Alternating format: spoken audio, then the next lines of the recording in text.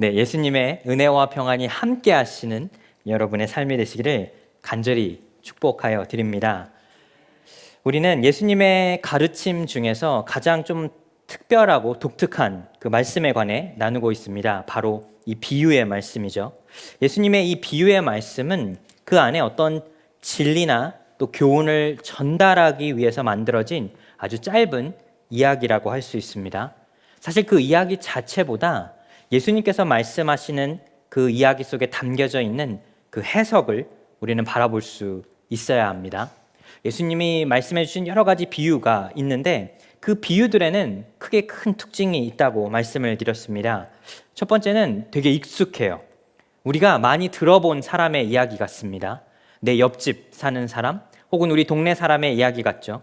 그리고 두 번째로 이 예수님의 비유의 말씀에는 깨달음이 있어요. 그 이야기를 들었을 때 우리의 마음에, 우리의 심경에 변화가 생긴다는 것이죠. 그래서 예수님의 이 비유의 말씀을 살피다 보면 우리의 마음을 살펴볼 수 있습니다. 과연 우리의 마음은 어디 곳에 있는지, 과연 우리가 하나님 앞에 어떤 것을 깨달을 수 있는지를 우리 스스로에게 질문할 수 있다는 것이죠. 오늘 예수님의 이 비유의 말씀은 가장 유명한 예수님의 비유의 말씀 중에 하나가 아닌가 싶습니다. 바로 이 부자와 나사로의 비유이죠. 우리에게 많이 익숙해요. 아마 여러분들 교회를 신앙생활을 조금 오래 하신 분들은 설교들도 수없이 많이 들어보셨을 거예요. 그런데 이 비유의 말씀을 살펴보면 조금 특이한 부분이 있습니다. 왜 예수님께서는 오늘 이 본문의 내용, 예수님의 이 비유의 내용을 부자와 나사로로 이름을 지었느냐는 것이죠. 생각해보면 여러분, 우리에게 더 중요한 사람은 굳이 비교해 보자면 부자나 힘이 있는 사람 아닌가요? 여러분에게 한 가지 질문을 드립니다. 여러분, 한국의 가장 큰 회사가 어떤 회사죠? 예, 삼성. 말씀 안 해도 우리 다 알고 있습니다. 아마 여러분들 중에서도 삼성 셀폰이나 컴퓨터가 있으신 분들도 분명히 있겠죠. 그 삼성의 대표가 누구죠? 회장이 누군지 아십니까? 네, 맞아요. 말씀해 주시는데 누구라고 말하지 않아도 가장 큰 회사의 회장은 이런 사람입니다라고 우리 알 수 있죠. 여러분, 미국은 어떻습니까? 미국의 애플을 대표하는, 지금은 이제 고인이 된 대표하는 사람의 이름이 있어요. 그 사람 이름이 누구죠? 네, 스티브 잡스. 벌써 이야기해도 우리가 다 알고 있습니다. 미국 주식의 대가라고 할 수 있는 이 주식의 대가의 이름은 뭘까요? 워렌 버핏입니다. 그렇습니다. 생각해보면 부자의 이름은 우리 다 알고 있어요. 저 회사의 대표? 그런 사람 아닌가? 그런데 우리 중에 이 동네에서 지금 구걸하고 있는 사람, 거지의 이름을 알고 있는 사람이 있을까요? 오늘 본문의 내용이 굉장히 아이러니하다는 것이죠. 주님께서 이 비유의 말씀에 이 제목을 지어 주실 때는 부자의 이름을 세우고 거지의 이름을 가리는 것이 우리가 합리적인 그런 방법이라 할 수 있다면, 예수님께서는 의도적으로 부자와 나사로라고 말씀하신 것입니다. 즉, 부자는 이름이 없는 사람이지만 거지인 나사로는 이름이 있는 사람입니다. 오늘 이 본문의 말씀을 통해, 또 이 비유를 통해 주님께서 우리에게 말씀해 주시는 또 깊은 깨달음이 있게 되기를 간절히 축복합니다. 이전까지 많은 설교의 내용을 들어보셨다면 또 오늘 우리 같이 말씀을 나누면서 또 새로운 깨달음이 있게 되시기를 또 축복하여 드립니다. 그렇습니다. 이 부자와 나사로의 비유에서 우리가 첫 번째 깨달을 수 있는 것, 우리 같이 한번 읽어보겠습니다. 내 이름을 아시는 하나님. 여러분, 미국에 와서 살게 되면서 이민자들이, 외국에 살던 사람들이 미국에 와서 가장 먼저 생각해 봐야 할 것 중에 하나가 바로 우리 이름 아닌가요? 누군가는 그냥 한국식 이름을 그대로 말을 합니다. 제 이름도 영민인데 영어 이름은 그냥 영이에요. 그리고 여러분 중에서는 미국식으로 이름을 바꾸신 분들도 있겠죠. 존도 있고 제임스도 있고 여러 가지 이름이 있지 않습니까? 예전에 한국에서 미국으로 오신 지 얼마 안 되신 집사님이 한 목사님에게 공항에서 픽업을 하고 두 분이 같이 동네를 돌면서 이런 이야기를 했다고 합니다. 목사님, 여기 미국에 와보니까 확실히 우리 한인들, 이민자들이 참 자리를 잘 잡은 것 같네요. 길을 지나가다 보니까 우리 박 씨의 그 성들이 여기저기 써 있어요 라고 이야기를 했다고 합니다. 이 목사님이 무슨 이야기인가 라고, 무슨 이야기세요? 라고 물어보니까 운전하고 지나가다 보니까 이런 사인이 있었대요. 그리고 옆에 park이라고 써 있대요. 그래서 와, 역시 박 씨들이 미국에서 참 이 힘이 있구나, 자리를 잡았구나, 그렇게 생각했다는 것이죠. 네, 박 씨가 아니라 주차하는 곳이죠. 근데 그만큼 우리의 이름, 우리가 어떤 이름으로 불려질 것인가를 먼저 이민자들로서는 생각해 보게 된다는 것이죠. 우리가 미국에 와서 이름을 먼저 정하는 것은 새로운 곳에서 새로운 이름으로 살고 싶은, 새로운 인생을 살고 싶은 우리 모두의 바람이라는 것이죠. 성경에서도 이름은 단순히 그 사람을 지칭하는 표현이 아닙니다. 그 이상의 의미를 지니고 있는데 하나님 앞에 부르심을 받은 모든 자들은 하나님께서 굉장히 특별한 이름들을 그들에게 주십니다. 여러분, 아브라함의 이름은 아브라함으로 바뀌게 되었죠. 이 만국의 아버지가 되었습니다. 그리고 야곱은 이스라엘로 이름이 변화하게 되었습니다. 우리가 잘 알고 있는 사도 바울의 원래 이름은 사울 왕에서 따온 사울이었죠. 베드로의 원래 이름도 시몬이었습니다. 하나님께서 새로운 이름을 부르실 때는 바로 그들의 새로운 삶을 말씀하고 계신다는 사실이죠. 그렇다면 오늘 본문에 등장하는 나사로의 이름의 뜻은 무엇일까요? 하나님의 도우심이라는 뜻입니다. 하나님의 도우심이 나사로에게는 정말 절실하게 필요하게 되었는데 사실 그는 살아생전에는 정말 하나님에게 어떤 도움도 받지 않은 사람처럼 보이게 됩니다. 그런데 그와 반대로 부자는 정말 180도 다른 인생을 살아오게 되었습니다. 오늘 본문의 말씀 16장 19절의 말씀 우리 같이 한번 읽어보겠습니다. 한 부자가 있어 자색 옷과 고운 베옷을 입고 날마다 호화스럽게 즐기더라. 아멘. 오늘 이 본문의 말씀을 보면 부자는 어떤 사람인지가 기록되어 있어요. 근데 여기서 우리가 좀 주의 깊게 봐야 할 표현이 두 가지가 있는데 자색 옷과 고운 베옷이 있습니다. 이거를 오늘날의 말로 한번 쉽게 제가 풀어보자면 이런 내용이에요. 저 사람 명품으로 모든 옷을 다 입고 있는 것입니다. 여러분, 명품 옷을 위아래로 다 입고 있는 사람의 특징이 뭘까요? 육체 노동을 하지 않는다는 것이죠. 밖에 나가서 육체 노동을 하는 사람이 이렇게 값비싼 옷을 입을 이유가 있을까요? 그리고 또 동시에 자색 옷과 고운색, 색깔이 있는 옷은 이 예수님 시대에는 왕이나 귀족들만 입을 수가 있는 거예요. 어마어마한 재력을 상징하는 것이죠. 대부분의 사람들은 그냥 단색 옷, 색깔이 없는 옷을 입다 보면 이 옷이 다 헐게 되는데 이 부자는 다른 사람들이 보기에도 정말 놀라울 만큼 재력이 있고 명품을 아주 그냥 치장하고 다녔다는 것이죠. 그런데 이 말씀에 보면 이런 표현이 있어요. 날마다, 여러분 이 부분 굉장히 중요합니다. 날마다 즐기더라. 여러분, 우리 인생 살다 보면 열심히 일하다 보면 지금 휴가철이기도 한데 가끔 우리에게 인생에 휴가가 필요하죠. 그런데 휴가와 우리의 일이 바뀌면 안 되지 않습니까? 놀기만 한다면 사실 휴가의 의미가 없어지는 것이죠.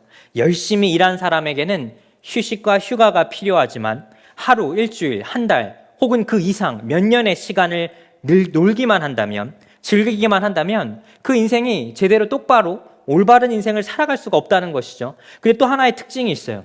유대인들은 안식일을 지켜야 되죠. 즉 이 부자는 날마다 즐겼다는 것인데, 즉 그의 인생에는 하나님이 없었다는 것이죠. 안식일마저 지키지 않고 자색 옷과 고운 베옷을 입으면서 자신의 재산을 탕진하면서 매일 인생을 정말 즐겁게 살아왔다는 것이죠.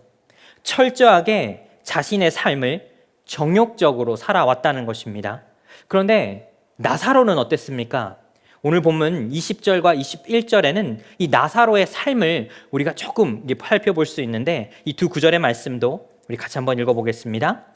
나사로라 이름하는 한 거지가 헌데 투성이로 그의 대문 앞에 버려진 채 그 부자의 상에서 떨어지는 것으로 배불리려 하매 심지어 개들이 와서 그 헌대를 핥더라.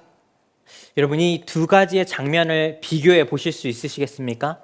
이 부자는 아주 거대한 집에 대문이 잠겨져 있고 그 안에서 날마다 즐기면서 정말 자신의 정욕적으로 행복하게 즐기면서 인생을 살고 있는데 그 문 밖에는 나사로라고 하는 이 거지가 온몸에 상처를 입은 채 왜 이 부자의 집 앞에서 구걸을 하고 있을까요? 날마다 축제를 벌이는 이 부자는 그 앞에 얼마나 많은 음식 쓰레기가 나오겠습니까? 거지의 입장에서는 그 떨어지는 그 음식 하나라도 먹고 싶은 마음이 아니었을까요? 그런데 이 나사로에게는 특징이 있는데 그 주변에 사람이 없어요. 그가 함께 알고 지냈던 가족과 그 어떤 사람도 그와 함께하지 않는다는 것이죠. 그리고 길가의 개들만이 그와 함께했다는 것입니다. 여러분, 성경에서 개라고 하는 이 표현은, 개가 등장하는 것은 오늘날 우리가 생각하는 반려견의 이미지가 아니에요. 작고 귀여운 개들의 모습을 말하는 것이 아니라 길들여져 있지 않은 야생의 들개를 말하는 것입니다. 그리고 성경은 이 개들을 어떻게 표현하는가 하면 불의하고 정결하지 못한 동물로 이야기를 하게 됩니다. 이사야서 56장 11절에 보시면 이사야 선지자는 당시에 부패한 이 지도자들을 향하여 이렇게 이야기합니다. 개걸스러운 개들, 그들은 만족할 줄 모른다. 즉, 그 부패한 정치인들, 지도자들이 마치 배고픈 개들과도 같았다는 것이죠. 즉, 나사로의 곁에는 부정하고 불의한 일들만 생기게 된 것입니다. 그런데 이 나사로의 삶을 살펴보면 얼마나 안타까운지, 그가 그런 인생을 살다가 그만 목숨을 잃게 되었고, 또 동시에 부자도 그런 행복한 인생, 즐거운 인생을 살다가 목숨을 잃게 되었습니다. 그리고 이 둘이 천국과 지옥을 가게 돼요. 여기서부터가 흥미진진한 이야기가 펼쳐지게 됩니다. 먼저 첫 번째로 제가 신기하다고 생각했던 표현이 있어요. 그게 뭐냐면 부자가 나사로의 이름을 알고 있다는 것입니다. 여러분, 뭔가 좀 이상하지 않습니까? 부자는 대문이 잠겨진 문 안에 있는, 어떻게 보면 이 땅에서 천국의 삶을 살고 있죠. 문 밖의 삶은 관심이 없어요. 그런데 그가 죽어 그는 지옥에 가게 되었고 나사로는 천국에 가게 되었는데 지옥에서 그 천국에 있는 나사로를 보게 됩니다. 그리고 그때 그의 마음에 이런 여러 가지의 생각이 들게 되겠죠.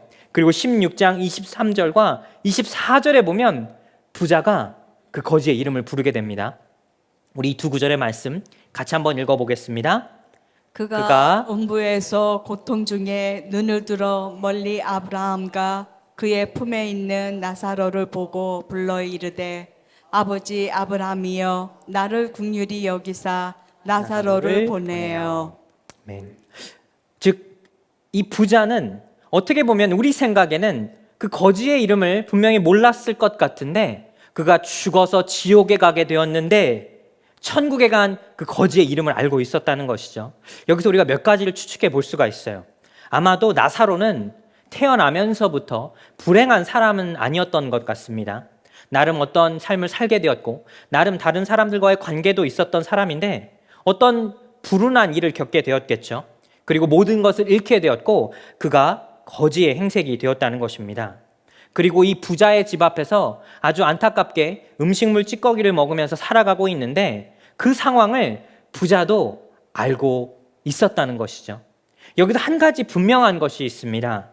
부자는 이 문 밖의 나사로를 애써 외면했다는 것이죠.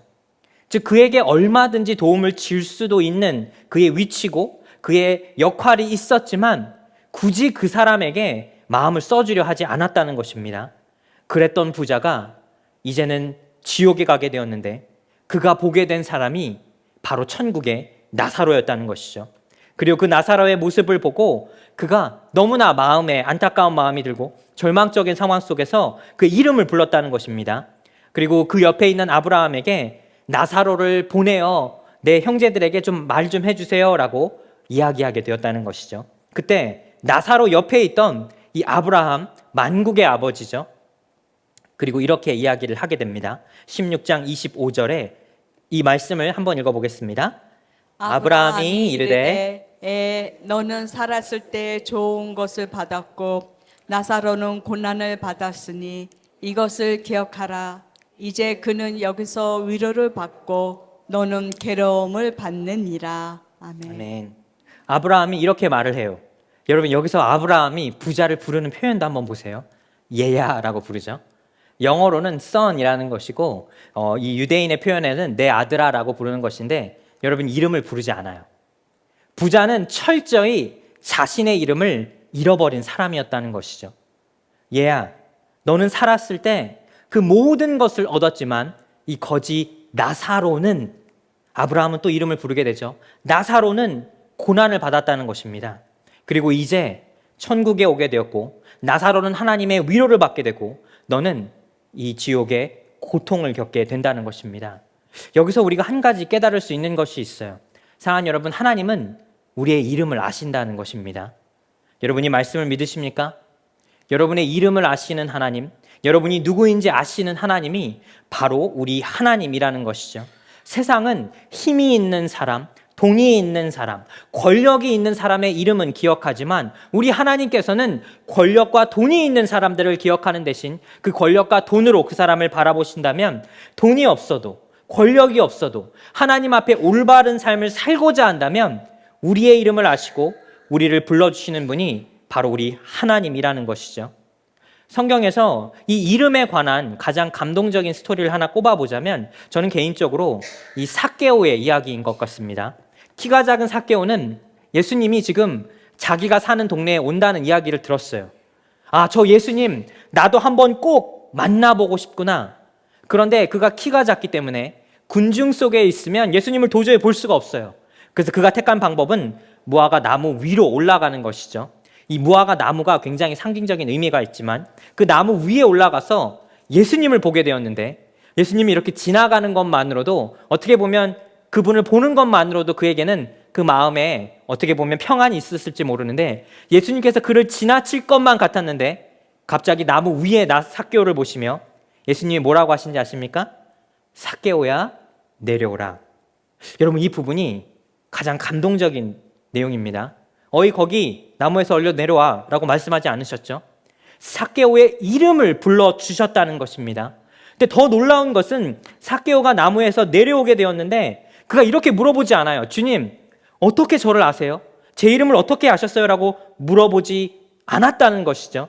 즉 이 둘의 지금 대화 속에 이 침묵 사이에는 아 하나님께서 나를 아시는구나.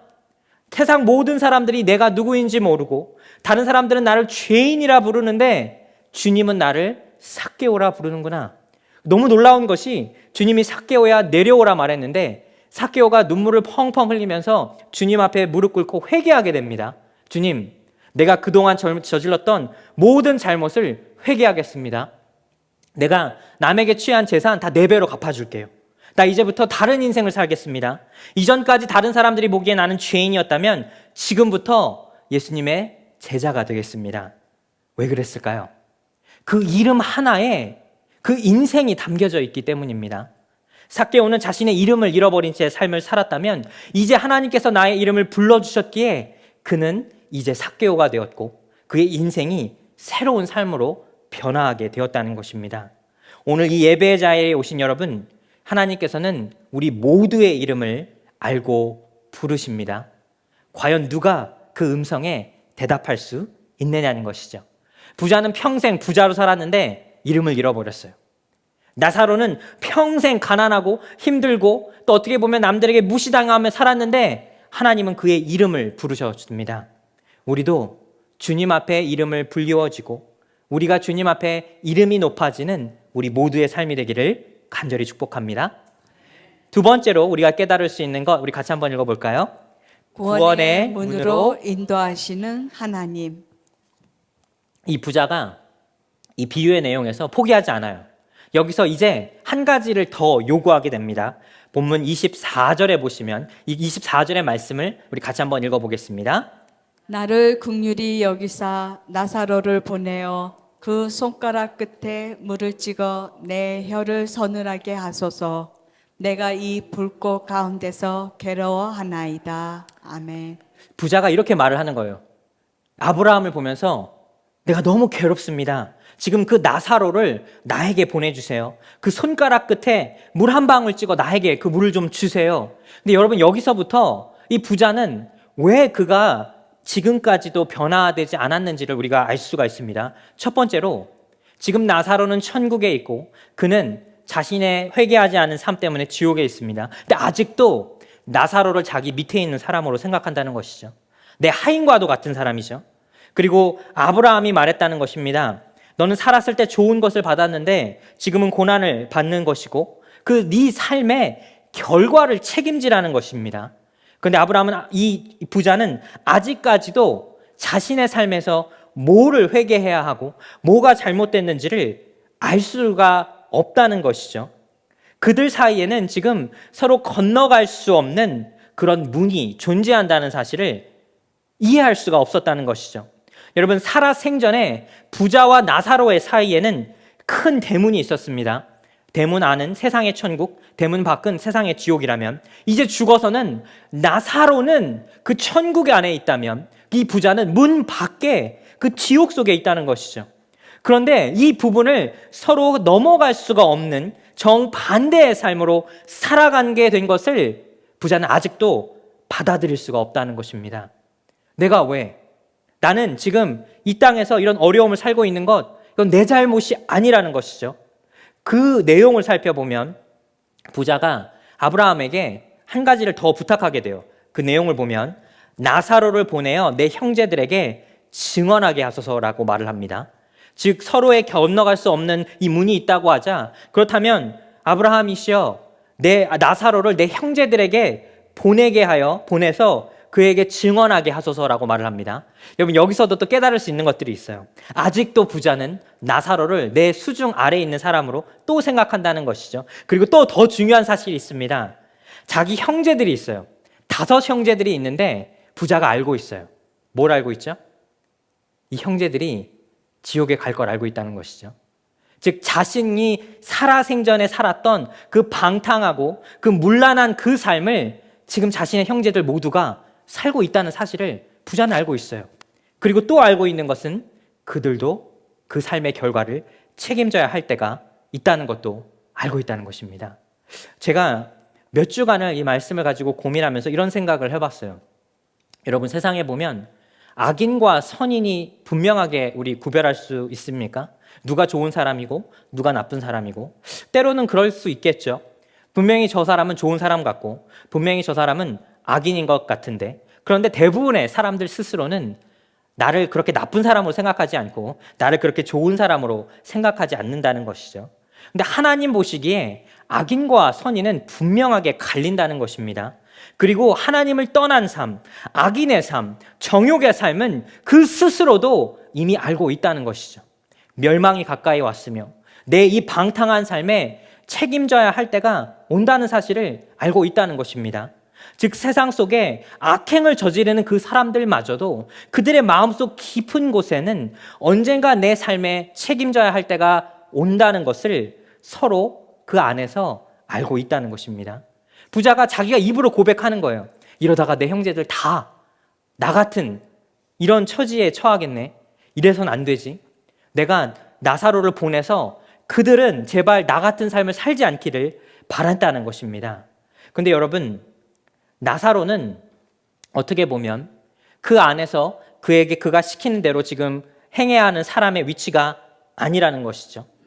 그리고 이 부자가 한 가지 깨닫지 못했던 것이 있습니다. 그게 무엇이냐면 바로 부자가 생각할 때 자기가 지금 처한 이 상황은 하나님께서 나에게 회개할 기회를 주지 않았기 때문에 내가 여기 있다고 생각한다는 것이죠.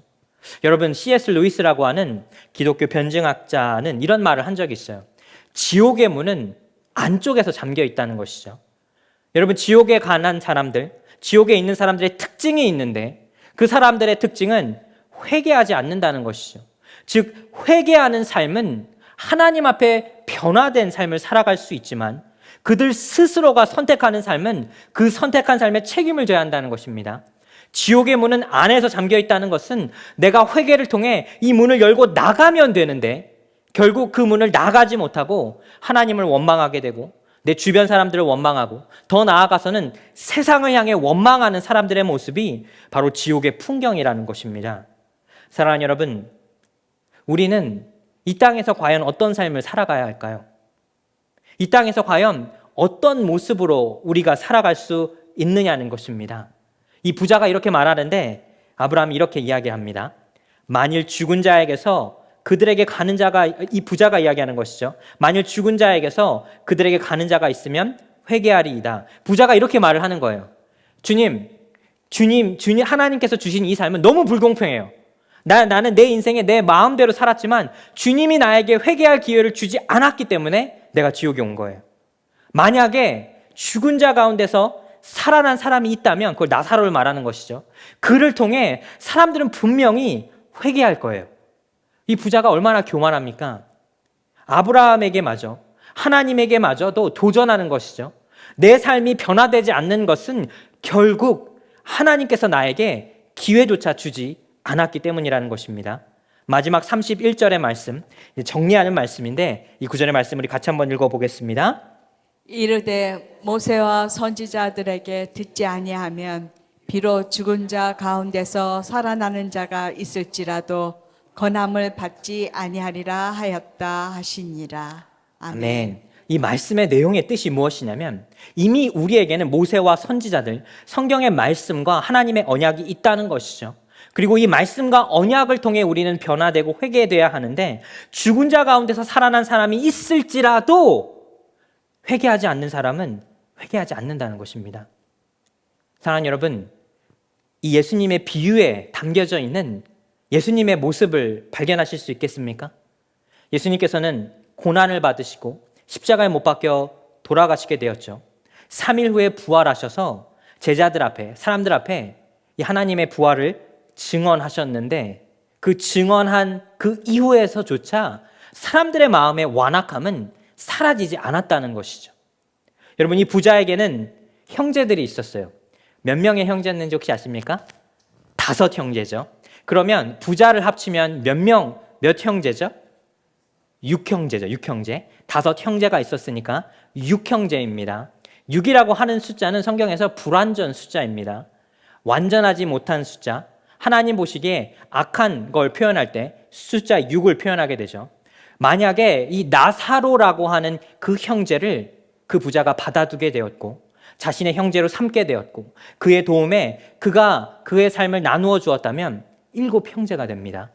하지만 그 부자는 그 기회를 놓쳐 버렸다는 것이죠.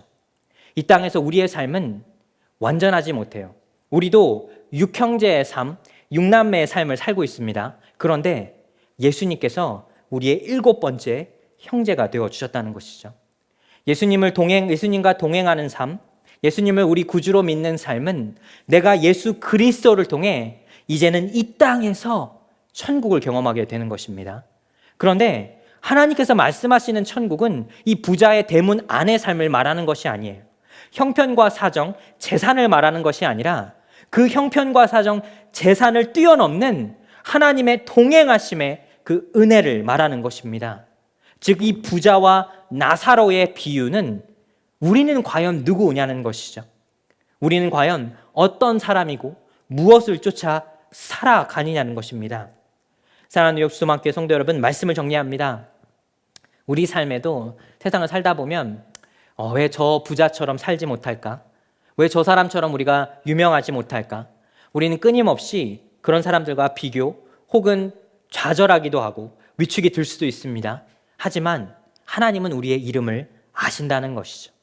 예수 그리스도께서는 우리에게 7번째 형제가 되어 주심으로 우리를 완전하게 해 주시는 분입니다. 그렇기에 이 세상에 그 누구라도 예수 그리스도의 이 7번째 형제가 필요하다는 사실입니다. 우리의 삶을 살며 주님께서 우리를 완전하고 온전하게 해 주시는 여러분과 또 제 삶이 되기를 예수 그리스도의 이름으로 축복하여 드립니다. 기도하겠습니다.